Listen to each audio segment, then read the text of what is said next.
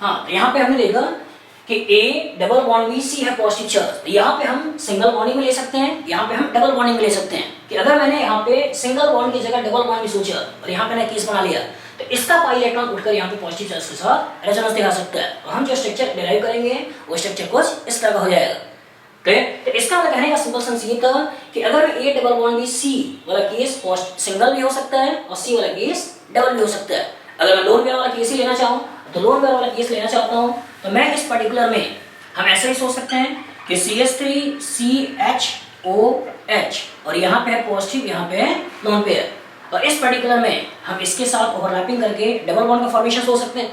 Even इस particular को ऐसे भी सोचूं, ऐसे भी सोचूं, तो यहाँ पे लोन पेयर है और यहाँ पे पॉजिटिव चार्ज है, मतलब इनके बीच में भी रेजोनेंस होते हुए हम जो स्ट्रक्चर बना सकते हैं वो स्ट्रक्चर कुछ इस तरह से बन सकता है।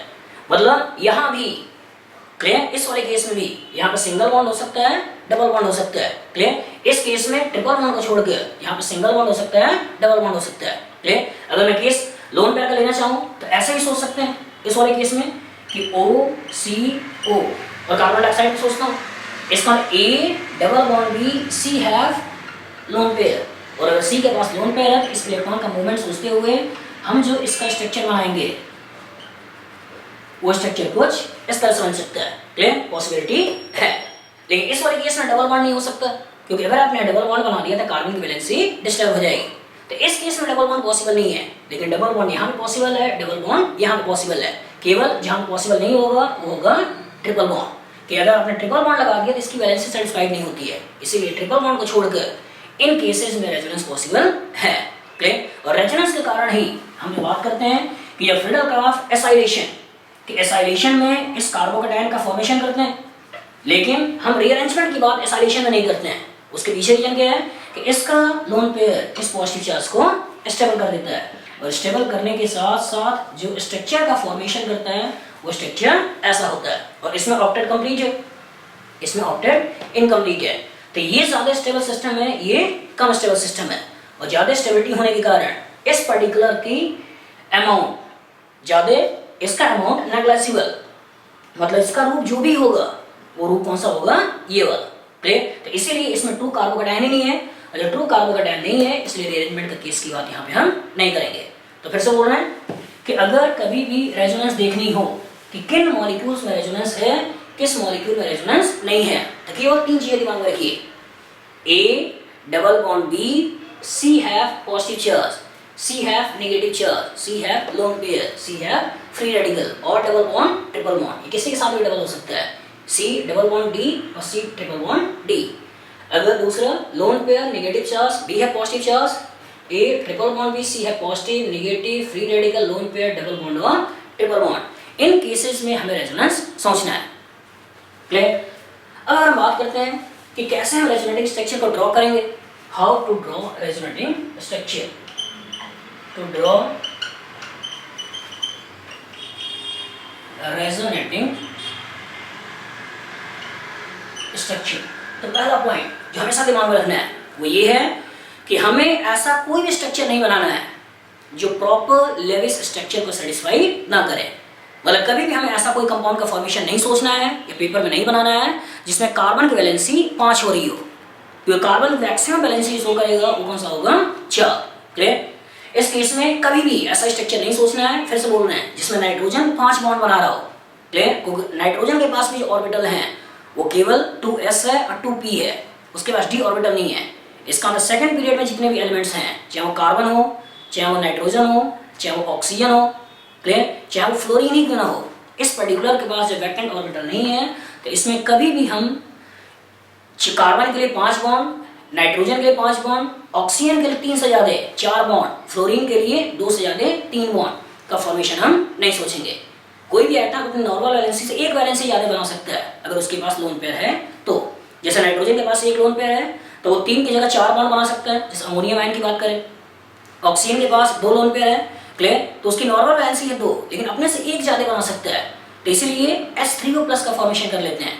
फ्लोरीन के पास 1 इलेक्ट्रॉन की कमी, मतलब उसकी वैलेंसी 1 है, तो कभी कभी रेजोनेटिंग स्ट्रक्चर से बनाते समय हम फ्लोरीन के साथ फ्लोरीन डबल बॉन्ड का फॉर्मेशन भी कर लेते हैं, वो पॉसिबल है।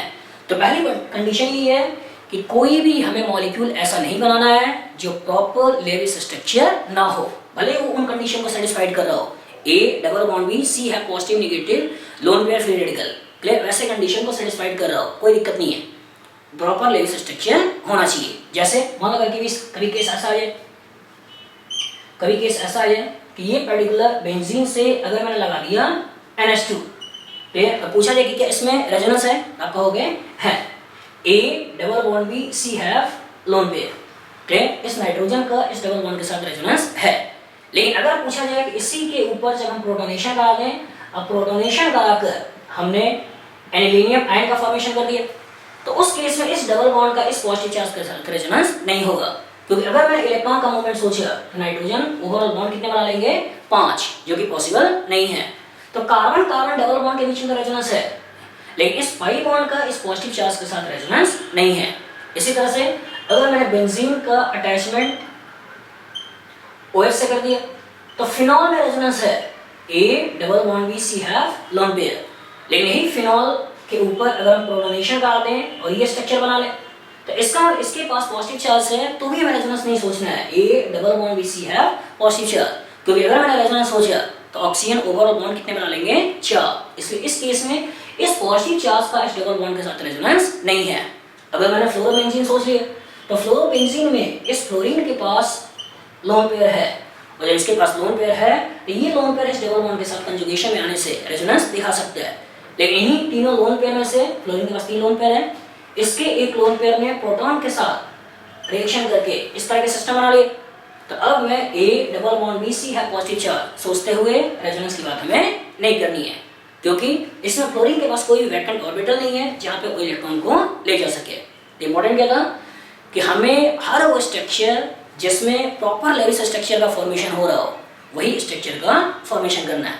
लेकिन अगर ये चीज कार्बन के साथ होता और अगर मैं इसी बेंजीन के ऊपर CH2 प्लस कर देता, क्लियर, तो ये इस इलेक्ट्रॉन को ले जा सकता है, क्योंकि ये इस इलेक्ट्रॉन को शिफ्ट करने के बाद जो स्ट्रक्चर बनाने वाला है वो भी एक अभी भी प्रॉपर लेविस स्ट्रक्चर है, पॉजिटिव चार्ज और CH2 का फॉर्मेशन। इसका अगर बेंजीन के ऊपर ये डबल बॉन्ड के ऊपर कार्बन के पास पॉजिटिव चार्ज है तो वो पॉसिबल है, लेकिन अगर नाइट्रोजन ऑक्सीजन और फ्लोरीन के साथ पॉजिटिव चार्ज है तो उसके बीच में रेजोनेंस पॉसिबल नहीं है। दूसरा, कभी A डबल बॉन्ड B और C, जो कि मैंने बोला था कॉन्जुगेट पोजीशन, कि कभी ऐसा हो जाए कि कॉन्जुगेट पोजीशन के पास एक से ज्यादा लोन पेयर हो, 2 लोन पेयर हो, 3 लोन पेयर हो। जैसे ऑक्सीजन के केस में अगर बात करें तो लोन पेयर कितने हैं, 2। नाइट्रोजन के केस में बात करें तो लोन पेयर कितने हैं, 1। फ्लोरीन के केस में जब बात करें तो लोन पेयर कितने हैं, 3। या कोई भी हेलोजन के केस में बात करें तो लोन पेयर है 3।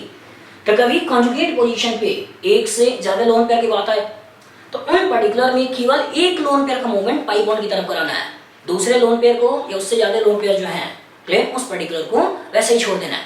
तो इसका अगर मैं फिनॉल का रेजोनेटिंग स्ट्रक्चर लिखना चाहता हूँ तो केवल इस पेयर ऑफ इलेक्ट्रॉन का मूवमेंट हम करेंगे, नेगेटिव चार्ज का फॉर्मेशन यहाँ करेंगे और इनके बीच में डबल बॉन्ड बनाएंगे, एक लोन पेयर को वैसा ही छोड़ेंगे।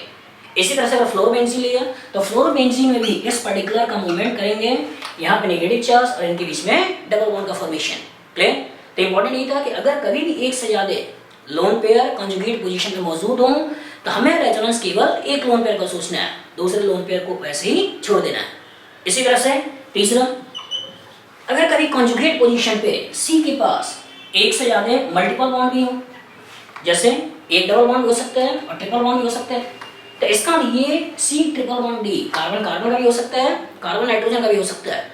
तो कहने का सिंपल सेंस, कभी अगर A double bond B C triple bond D आता है तो 2 पाई बॉन्ड आते हैं, तो इस 2 पाई बॉन्ड में से हमें केवल एक पाई बॉन्ड का रेजोनेंस सोचना है, दूसरे पाई बॉन्ड का रेजोनेंस नहीं सोचना है। जैसे मान लो कभी केस ऐसा आ जाए CH2 CH C triple bond CH, तो इस केस में केवल एक पाई बॉन्ड का मूवमेंट, दूसरा पाई बॉन्ड एज सच, और इसका जो स्ट्रक्चर बनाएंगे वो स्ट्रक्चर होगा CH2 plus CH C CH और यहाँ पे आ जाएगा नेगेटिव चार्ज, क्लियर। तो इसका मतलब हमें इस 2 पाई बॉन्ड में से केवल एक पाई बॉन्ड का रेजोनेंस सोचना है, दूसरा पाई बॉन्ड ऐसे ही पड़ा रहेगा, क्लियर। तो पहला पार्ट क्या था, हमें प्रॉपर लेविस स्ट्रक्चर का हमेशा दिमाग में रखना है पिक्चर, वो वैलिड ना हो। दूसरा, कभी एक से ज़्यादा लोन पेयर हो तो हमें एक ही लोन पेयर का इन्वॉल्वमेंट सोचना है। तीसरा, अगर कभी एक से ज़्यादा पाई बॉन्ड हो तो हमें केवल एक पाई बॉन्ड का इन्वॉल्वमेंट सोचना है, एक पाई बॉन्ड से ज़्यादा इन्वॉल्वमेंट नहीं सोचना है। और चौथा कि अगर कभी कॉन्जुगेट पोजीशन पे, मतलब A double bond B C, C जो था वो आपका कॉन्जुगेट पोजीशन था, कि अगर कभी कॉन्जुगेट पोजीशन पे पॉजिटिव चार्ज भी आ जाए और डबल बॉन्ड भी आ जाए, ऐसा पॉसिबल है कि अगर कभी कॉन्जुगेट पोजीशन पे पॉजिटिव चार्ज भी हो जाए, डबल बॉन्ड भी हो जाए, या नेगेटिव चार्ज भी हो जाए, डबल बॉन्ड हो जाए, या फ्री रेडिकल हो जाए, डबल बॉन्ड हो जाए, या लोन पेयर हो जाए और डबल बॉन्ड हो जाए। मतलब कॉन्जुगेट पोजीशन में सी डबल बॉन्ड डी भी हो और कॉन्जुगेट पोजीशन में पॉजिटिव चार्ज भी हो, नेगेटिव चार्ज भी हो, फ्री रेडिकल भी हो, लोन पेयर भी हो। जैसे मान लो अगर मैं केसेस लेना चाहूँ तो अगर मैंने ये केस ले लिया, बेंजीन ले लिया, और बेंजीन के इस हाइड्रोजन को अगर मैं हाइड्राइड के रूप में निकाल दूँ, तो जब हाइड्राइड के रूप में निकालूंगा तो यहाँ पे चार्ज फॉर्म होगा, वो कौन सा होगा? पॉजिटिव। अगर मैंने बेंजीन के हाइड्रोजन को प्रोटॉन के रूप में निकाल दिया, नेगेटिव चार्ज। बेंजीन के इलेक्ट्रॉन्स को, हाइड्रोजन को अगर मैंने फ्री रेडिकल के रूप में निकाल दिया, ये चीज। लेकिन भाई कार्बन की जगह पे अगर मैंने लोन पेयर ऑफ नाइट्रोजन सोच लिया, ऐसे कर दिया और रीडिंग बना ली, मतलब A double bond B C have positive charge as well as double bond. A double bond B C have negative charge as well as double bond. A double bond B C have free radical as well as double bond. And A double bond B C have lone pair as well as double bond. तो इसका ऐसा कभी case आता है तो उस particular case में हमें रेजोनेंस पाई बॉन्ड का सोचना है। हमें resonance positive charge, negative charge, free radical, lone pair का नहीं सोचना है। इंपॉर्टेंट पार्ट था कि अगर कभी कॉन्जुगेट पोजीशन पे नेगेटिव चार्ज भी हो, पॉजिटिव चार्ज हो, फ्री रेडिकल हो या लोन पेयर्स हो, साथ साथ मल्टीपल बॉन्ड हो, तो हमें रेजोनेंस मल्टीपल बॉन्ड का सोचना है। हमें resonance positive, negative, free radical, lone pair का नहीं सोचना है। जैसे इसी केस में अगर रेजोनेटिंग स्ट्रक्चर बनाना चाहें तो ये इसका रेजोनेटिंग स्ट्रक्चर बनेगा, वो कुछ ऐसे बनेगा। और इस पर्टिकुलर से जो हम स्ट्रक्चर बनाएंगे वो स्ट्रक्चर कुछ इस तरह से होगा। पॉजिटिव चार्ज की पोजीशन फिक्स रहेगी। अगर इस पर्टिकुलर की बात करें तो इसका अगर मैं रेजोनेटिंग स्ट्रक्चर बनाना चाहूँ तो ये रेजोनेटिंग स्ट्रक्चर जो मिलने वाला है वो कुछ ऐसा मिलेगा। इसके रेजोनेटिंग स्ट्रक्चर को बनाना चाहें तो इसके जो रेजोनेटिंग स्ट्रक्चर मिलेंगे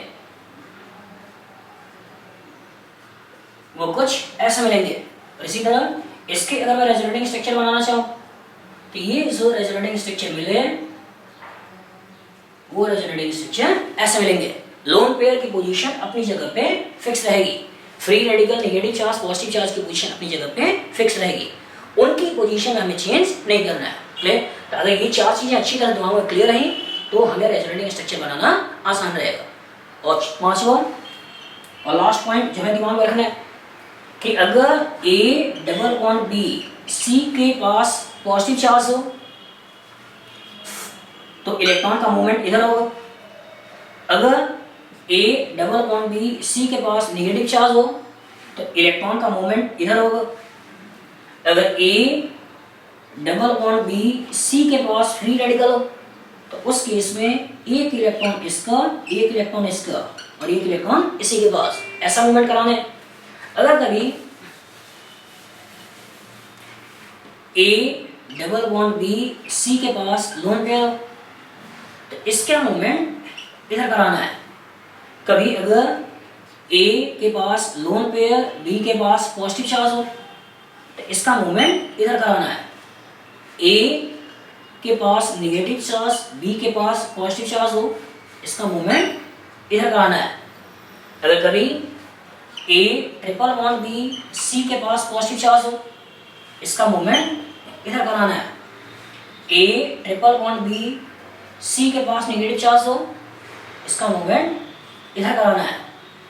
ए ट्रिपल बॉन्ड बी सी के पास एक इलेक्ट्रॉन हो तो इसका एक एक इलेक्ट्रॉन को तोड़कर ऐसा दिखाना है। अगर कभी A triple bond B C double bond D हो तो इस पर्टिकुलर में इसका मूवमेंट इधर कराना है। क्लियर?